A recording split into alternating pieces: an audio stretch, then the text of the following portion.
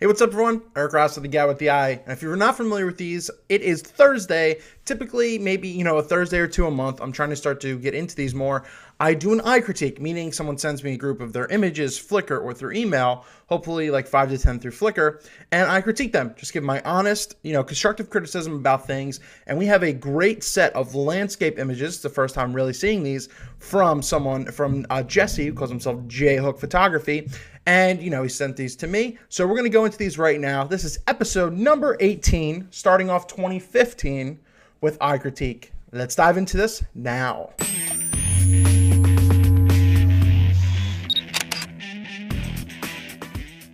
Jesse emailed me, he contacted me on Facebook and essentially said, he's a 31-year-old photographer from Tampere, Finland. Hopefully I said that right. And mainly takes landscapes during the darker hours, which is very, very difficult. So exposure, low shutter speeds is very, very key and hard to do. The interesting part is that he's doing this with a D3100 and then, converted with the D7100. So it's a little bit of mixes of both. And he says what kind of lenses he used here. The Sigma 15 2.8, the Nikon 35, Tamron 17 to 50, and then the super long 80 to 400, which he may use for, one of the moon shots or something like that. So we're going to dive into this now. As I said, I'm going to give my honest critique. If you see a cut or two, it's because when you go through images, Flickr decides to put in some ad or something. But let's dive into these right now. I already talked to Jesse about this. He said some of these he already has gotten rid of, but this obnoxious watermark, once again, we already talked about that, needs to go because it's the brightest thing, in this entire set. It's the first thing you should see. So just general knowledge, watermarks, they're completely useless. I can easily crop that out and steal this image if I wanted to, but essentially, whatever. Plus, you should just be on your website.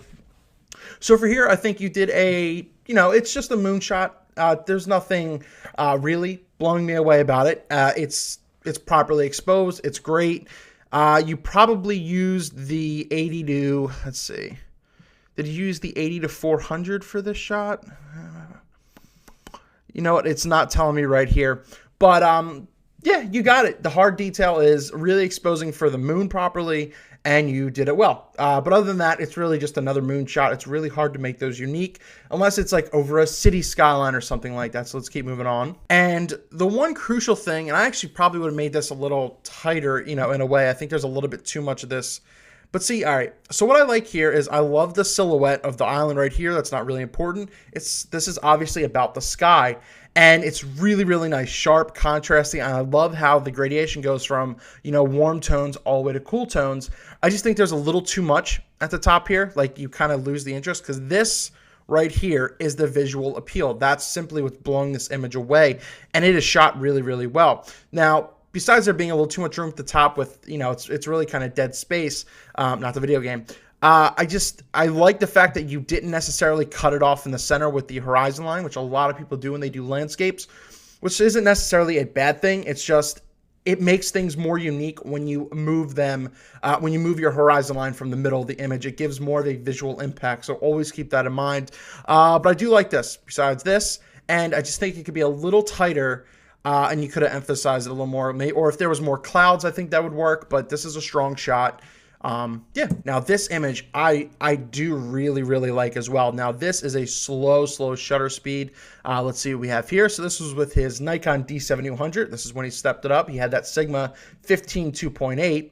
Let's see, at 15 seconds of a shutter. Okay, and you know that because the water right here is very, very silky smooth. That looks really nice. I love the composition. Now, between this and the other image, the extra space works because there's the gradation from light. I find this, I wish that this wasn't necessarily as dark. So I don't know if you added a little bit of a vignette or something. If you did, I wouldn't have added a vignette because I think this would have been stronger, more in color. But, if that's the way it was shot, that's the way it was shot because of the light. I understand that. But you went out at the perfect hour. You can see the stars. And this is a really strong shot. I really, really do like it. I know this is going to be weird. I love the fact that there's this boat, surfer, whoever right here. That wasn't there. This is very, very nitpicky. The only thing I would have gotten rid of is this red light here and possibly this little white light here. Just because I just see little small details like that, so I picked that out. I just don't think it belongs there. I know they're just lights, This is a really strong shot. I love seeing the sky like that and you bringing in, you know, a little bit of the stars and everything like that. So really, really strong shot. Once again, the horizon line is not in the middle. I do enjoy this. So I'm wondering if this is from the same night. Yeah, it's pretty much the same information, you know, 20th of a second. Once again, I think this is a, hold on, let's just kind of go back. Now to me, Now, to me personally, I like this shot better because there's a little bit more going on here. You have more context than it just being a landscape. You know, I'm not a huge landscape guy, but I love more the visual impact, and I think this does a fantastic job doing that. Like, this is really, really good stuff. Once again, horizon's fine. You know, I just love that there's more interest in here. I love that there's more. I'm thinking you probably maybe set up a flash, hopefully right here, just to illuminate this a little bit, which is something you definitely should do, or leave it in complete darkness. But I do like that there's, you know, here. I love the color. This is really, really strong, you know, and the water looks amazing. What I say you were at 20th of a second instead of 15th. So once again, really strong lens, and you're getting a lot out of the D7100 of its dynamic range. What ISO? Yeah, 100 ISO. That's perfect. It's interesting you're using a 3.5, but you're so wide it doesn't matter for your aperture. Typically, people like to go a little bit, you know, more depth on that just in case. But you're nailing your infinity focus. Let's keep going. So right here, you named this one selfie, and I enjoy it. I mean, it's kind of hard to say it's a selfie 100%, but yeah, I mean, Jesus Christ, it's pretty much everything. Spot on. Maybe I would have actually done something different. I maybe would have moved this down again a little bit more just to get a little bit more, because it's almost splitting the frame a little bit halfway, but that's just being very, very nitpicky with your work. But amazing silhouette, great time of day. I mean, it's a really, really strong shot. If you wanted it to be a selfie, I'd say illuminate yourself a little more to bounce out with the background, but I don't think that would have justified this. I think this golden hour, twilight type, you know, scene really, really works for this image. The only thing I may have wanted a little differently, and you know, it would have been tough. Maybe I would have done a little bit of a higher camera angles. I don't like how this little pier, this little dock, kind of like cuts off at the head right here. So I would have made it just a little bit higher, so that way it goes down a little bit, just so you get the definition. And you know, you have a freaking awesome beard, as I saw from your Facebook. So it would have been cool just to see a little bit more detail like that. But other than that, you know, everything's pretty much spot on. This, you went to your 35, 15th of a second. See, this is what I mean about nailing a little bit of a deeper aperture to make sure everything is in focus. But once again, very, very strong shot. Moving on right here. Oh look, yeah, sorry, you talked about making your watermark different, which is better because I don't notice that right away. So thank you for that. Just get rid of it totally. But it's a star shot. This one doesn't really blow me away a ton. Just because it just seems a little like over edited, maybe. I'm not 100% sure. Yeah, it's probably the ISO that did it for me. You know, with the 2000, it looks a little grainy to me. And I know it's on Flickr, but Flickr holds up really well. I just don't like the way the house looks. It's a little too green.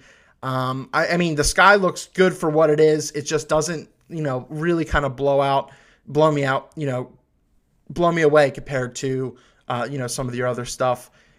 I don't know. Maybe change the color of the house a little bit. It just looks green and yellowy and mucky to me. Hopefully that makes sense. But you got the star shot. That's all that matters. You know, if everyone's interested, the shot f2.8 with the 17 to 50, 15th of a second, and high ISO. Let's keep going on. This is the stuff that's really, really good. Once again, you're just under splitting. You know, with your horizon line, which totally works. The sky looks great. Exposure's fantastic. Love the silhouette. I think that's really, really your strong shot, your strong suit. And yeah, I think this was with, this is going to show me, is it? Shoot, this may have been with your D3100. I don't know. I'm not 100% sure. If you can, comment down below on this one. But I really, really enjoyed this one as well. I mean, the color's fantastic. Right time of day. Silky smooth. Yeah, it's just another strong landscape that you're doing. There's two more images that we're going to see, and I'll just open these up individually. So we have, you know, his town at night. I like it. It's just, I think there's a little bit too much pollution, and it doesn't look straight anyway. It looks kind of tilted to the right. You know, if you're going to include this, I'd probably go a little bit tighter and, you know, angle up a little bit more. It's probably obviously tough from where you're at, but I do like the reflections in the water. I like that this light's going up. Now the sky here, and that's the difference I was kind of saying before, you know, what is this going to say here? You know, I think it may be the ISO and how your shutter was reacting with that. The sky here looks amazing. Looks really, really awesome. Balanced out with the city lights and everything here.